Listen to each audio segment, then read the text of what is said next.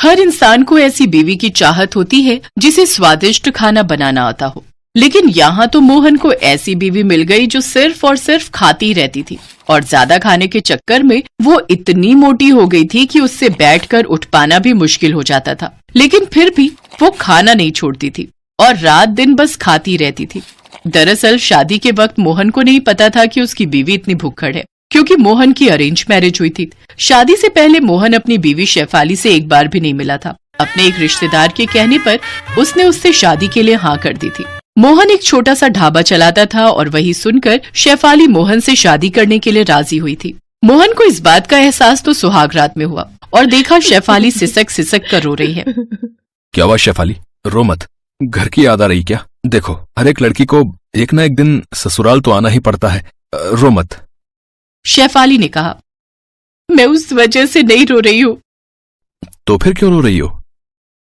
मुझे भूख लगी है। पूरे 1 घंटे पहले मैंने मिठाई खाई थी, उसके बाद मैंने कुछ नहीं खाया। लेकिन 1 घंटे में तुम्हें भूख कैसे लग गई? मुझे खाने के 5 मिनट बाद भूख लग जाती है। आप 1 घंटे की बात कर रहे हो, मुझे खाना ला कर दो। अब ठीक है, मैं खाना लाता हूँ। शादी का खाना बच गया था। उसमें से मोहन ने शेफाली को बटर नान और छोले ला कर दिया। अरे वाह, ये तो मुझे बहुत पसंद है। शेफाली ने 1 मिनट के अंदर 10 बटर नान खत्म कर दिया और कहा, और नान लाइए। मोहन और 10 नान लेकर आया। शेफाली ने वो भी 1 मिनट के अंदर खत्म कर दिया। और लाइए। अब नान तो खत्म है। तो फिर राइस, बिरयानी और मटन लाइए। मोहन दौड़कर खाना लाने लगा और शेफाली खाती गई। और लाइए। अरे सारा खाना खत्म हो गया शेफाली। मुझे कुछ नहीं पता, मुझे खाना लाकर दीजिए, मुझे मैगी बनाकर दीजिए। इतना खाने के बाद भी शेफाली की भूख खत्म नहीं हुई। मोहन ने एक साथ 10 पैकेट मैगी बनाकर दिया और मैगी खाने के बाद शेफाली ने कहा, हाँ अब थोड़ा ठीक लग रहा है, चलिए सो जाइए। शेफाली रजाई ओढ़कर सो गई। मोहन भी सो गया और नींद में शेफाली एक के बाद एक जहरीली बदबूदार गैस छोड़ने लगी। अरे ये क्या, ये किससे शादी कर ली मैंने? इससे अच्छा तो मैं पूरी जिंदगी अकेला रहता। लेकिन अब पछताए होत क्या जब चिड़िया चुग गई खेत। ये तो बस शुरुआत थी। अगले दिन सुबह उठकर घर की जितनी भी सब्जियां थी शेफाली वो सब कच्ची खा गई। मोहन ने उठकर देखा तो रसोई में खाने के लिए कुछ भी नहीं था। ये क्या, यहाँ तो कुछ भी नहीं है। मुझे क्या पता, मुझे भूख लगी थी इसीलिए मैंने सब कुछ खा लिया। अब मुझे दोपहर को फिर से भूख लगेगी, तब मैं क्या खाऊंगी? ठीक है, मैं ढाबे से तुम्हारे लिए खाना भेज दूंगा। मोहन बिना नाश्ता किए ढाबे पर चला गया, लेकिन उससे शेफाली को कोई फर्क नहीं पड़ा। वो बस खाने के बारे में ही सोचने लगी। दोपहर को ढाबे से मोहन ने 2 प्लेट बिरयानी भेज दिया, लेकिन 2 प्लेट बिरयानी खाकर भी शेफाली का पेट नहीं भरा। शाम को मोहन के लौटने पर शेफाली जोर जोर से रोने लगी। अब क्या हुआ, क्यों रो रही हो? खाना तो भेज दिया था मैंने। 2 प्लेट बिरयानी से मेरा पेट नहीं भरा। आपको तो पता है मैं कितना खाती हूँ, मुझे कम से कम 20 प्लेट बिरयानी चाहिए। 20 प्लेट? शेफाली मैं गरीब हूँ, ढाबे से ज्यादा पैसा आता नहीं है। ऊपर से तुम इतना ज्यादा खाओगी तो कैसे चलेगा बताओ? और अपना वजन देख रही हो? अरे ऐसे ही वजन बढ़ता रहा तो 100 बीमारियां आकर जकड़ लेंगी तुम्हें। क्या? आपने मेरे खाने को और मोटापे को लेकर ताना मारा। मैं चली जाऊंगी, मैं आज ही मायके चली जाऊंगी। अब मोहन मुश्किल में पड़ गया।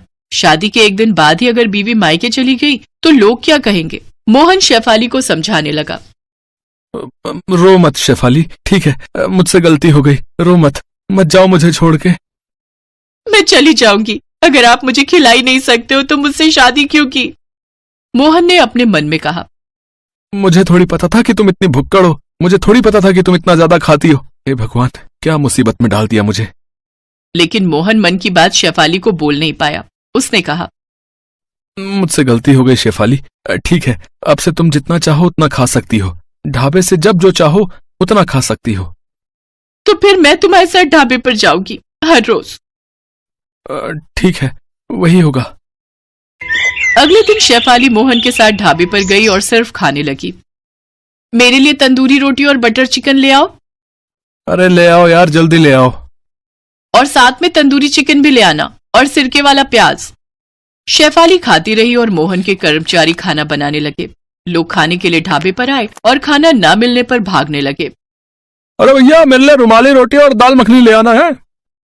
रुमाली रोटी तो है लेकिन दाल मखनी नहीं है साहब। तो फिर चिकन भरता? वो भी नहीं है। पनीर? वो भी खत्म हो गया है साहब। अरे यार, तो फिर है क्या है? ठीक है, जाओ, सिर्फ रुमाली रोटी ले आओ, नमक के साथ खा लूंगा। तभी मोहन के कर्मचारी ने चिल्लाकर कहा, रुमाली रोटी भी अभी अभी खत्म हो गई है और रोटी बनाने के लिए मैदा भी नहीं है। अरे यार, मुझे इस ढाबे पर आना ही नहीं चाहिए था और कभी नहीं आऊंगा।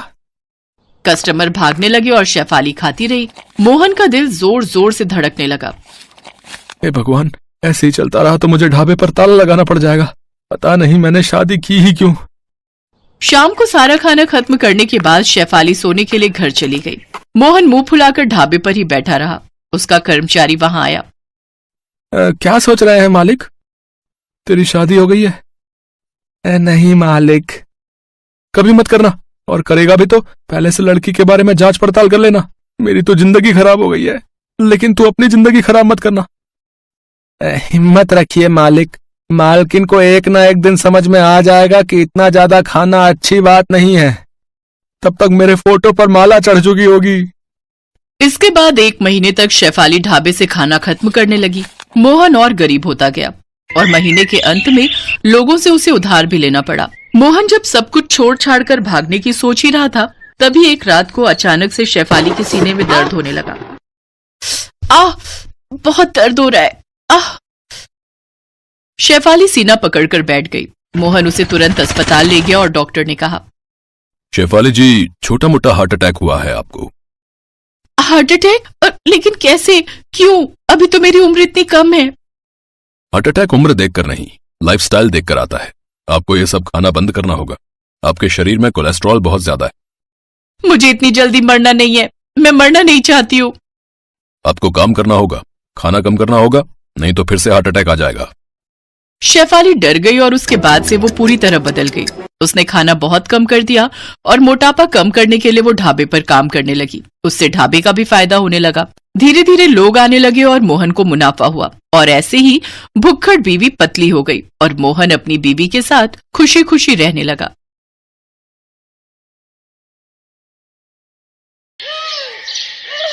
शुभी के रिश्ते की बात चल रही थी। लड़के वालों का फोन आया। शुभी के पापा योगेश प्रसाद ने फोन उठाया। जी नमस्ते भाई साहब। जी 5 बजे रेस्टोरेंट पहुंचने का टाइम है। हम भी टाइम पर पहुंच जाएंगे। क्या हुआ जी? समधी साहब क्या कह रहे थे? यही कि हम टाइम पर पहुंच जाएं। तुम शुभी को कह दो, जल्दी तैयार हो जाएगी। हमें उनके आने से पहले ही रेस्टोरेंट पहुंचना है। शुभी और उसके पापा मम्मी और उसका छोटा भाई रेस्टोरेंट पहुंचते हैं। उधर योगेश प्रसाद भी अपनी पत्नी शर्मिला, बेटे रजत और कुछ रिश्तेदारों के साथ रेस्टोरेंट पहुंचते हैं। सुनो जी, भूख इतने जोरों की लग रही है। घर पर जल्दी जल्दी में 4 गोभी के पराठे, 2 कटोरी दही और सिर्फ 1 कटोरी छोले ही खाए थे। थोड़ी देर से आते तो 2 पराठे मेथी के भी खा ही लेती। चुप भी करो शर्मिला, है थोड़ा धीरे बोलो। जो मन हो मंगवा लेना। अभी रेस्टोरेंट के अंदर तो चलो। विन्नी अपनी मम्मी के साथ अंदर पहुंचो, मैं राजेश के साथ आ रहा हूँ।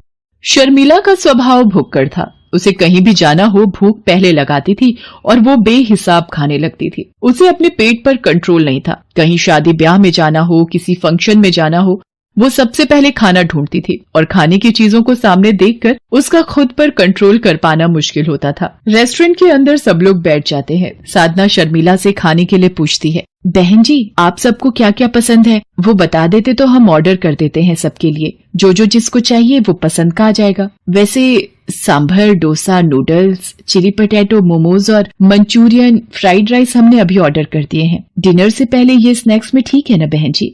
अरे ये तो छोटी मोटी चीजें हैं बच्चों के मतलब की, ये तो मिनटों में हजम हो जाएंगी। आप एक काम कीजिए, 8 प्लेट छोले भटूरे, 6 प्लेट कचौड़ी आलू और 20 समोसे ठीक रहेंगे। ये सब मंगवा लीजिए।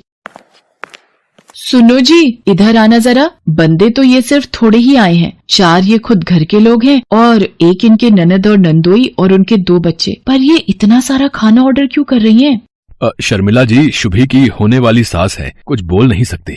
मैं ऑर्डर देकर आता हूँ। पंकज बेटा जरा मेरे साथ आओ।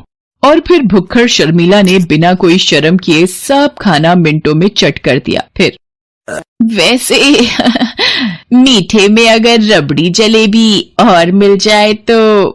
जी जी बहन जी, मैं अभी ऑर्डर कर देता हूँ। पंकज बेटा, काउंटर पर बोल दो कि यहाँ के लिए जो गुलाब जामुन ऑर्डर किए हैं उनके साथ रबड़ी जलेबी भी भिजवा दें।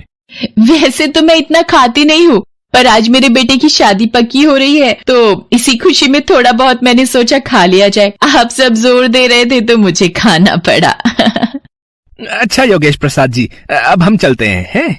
और फिर कुछ दिनों बाद धूमधाम से शुभी और राजेश की शादी हो जाती है। शुभी शादी के बाद फेरा डालने जाती है। परिवार के सब लोग शुभी के साथ जाते हैं। शुभी, तेरे सास ससुर को जो भी पसंद है बता दे, मैं वही मंगवा भी लूंगी और काफी कुछ घर पर भी बना लिया है। अरे मम्मी, मेरे ससुराल वाले सब कुछ खा लेते हैं, आप चिंता मत करो।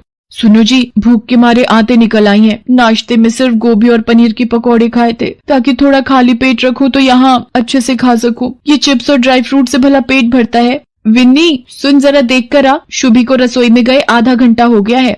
मम्मी, थोड़ा वेट करो, आ जाएगा कुछ न कुछ खाने के लिए। भूख पर थोड़ा कंट्रोल कर लो। लो, आ गई भाभी। आप सबके लिए ये दही भल्ले मम्मी ने भिजवाए हैं। बस दही भल्ले ही बनाए हैं क्या, या कुछ और भी? जी बहन जी, ये आपके लिए मैंने राज कचौड़ी भी बनाई है। शुभी बता रही थी आपको राज कचौड़ी बहुत पसंद है। वो तो मैं वैसे ज्यादा कुछ खाती नहीं हूँ। कभी कभी राजेश ऑफिस से आते हुए बनवा लाता है तो 1-2 चम्मच जबरदस्ती दे देता है तो खा लेती हूँ। वरना मुझे खाने पीने का इतना शौक नहीं है। शर्मिला को इस तरह से कहते हुए देख विन्नी और राजेश उसकी शक्ल देखकर हैरान रह जाते हैं। मम्मी, अच्छा झूठ बोल रही हो, सबसे पहले चटकारे लेकर तुम ही खाती हो। शुभी, वो जरा हरी चटनी और पकड़ाना, और ये इमली वाली सौंठ तो बहुत ही स्वादिष्ट है। जी, वो मम्मी घर पर ही बनाती हैं ये गुड़ और इमली की चटनी। साधना, एक काम करो, शर्मिला बहन जी को थोड़ी कचौड़ी और चटनी साथ में बांध कर दे दो। अरे योगेश प्रसाद जी, साथ में क्या करना है, खा तो लिया इतना कुछ सबने है, और अब सबका पेट भी भर चुका है। अब भाई साहब इतने प्यार से बोल रहे हैं तो थोड़ा पैक करवा लेते हैं। साधना बहन जी ने इतने प्यार से बनाया है तो उनका भी तो मान रखना बनता है।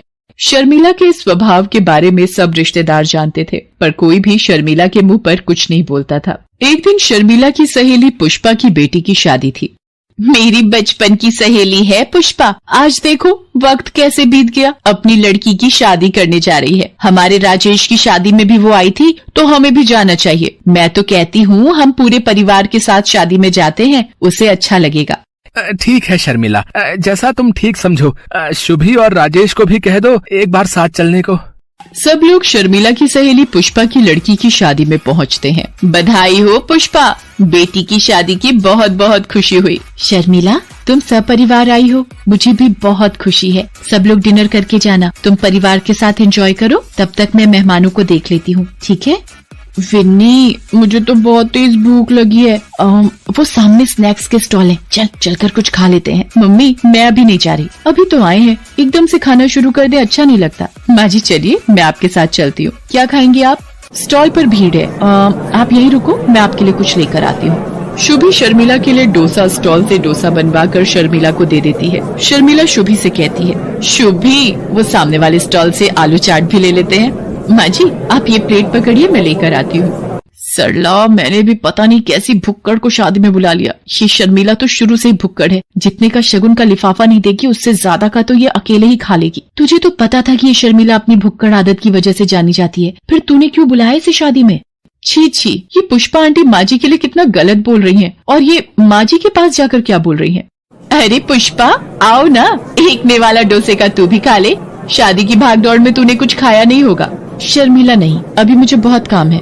वैसे थोड़ा कंट्रोल करके खाना, ये तुम्हारा घर नहीं है, ये 5 स्टार होटल है। यहाँ पर हर प्लेट की गिनती होती है। 1600 रुपए की एक प्लेट है, ये तुम्हारी चौथी प्लेट है। तुम थोड़ा तो सोचा करो, किसी के यहाँ शादी में आकर इस तरह से व्यवहार करते हैं। इतने का तो तुमने मुझे शगुन नहीं डाला जितना तुम खा चुकी हो अब तक। मेरी बात का बुरा मत मानना, तुम मेरी बचपन की दोस्त हो, इसीलिए हक से कह रही हूँ। अब थोड़ा ध्यान से खाना, इसीलिए एक प्लेट में ले लेना जो लेना है। बार बार प्लेटें झूठी मत करना, पता चले अब प्लेटें कम पड़ जाएं और लड़के वालों को तुम्हारी वजह से भूखा जाना पड़े। चलो तुम खा लो, मैं चलती हूँ, और भी मेहमान आ रहे हैं।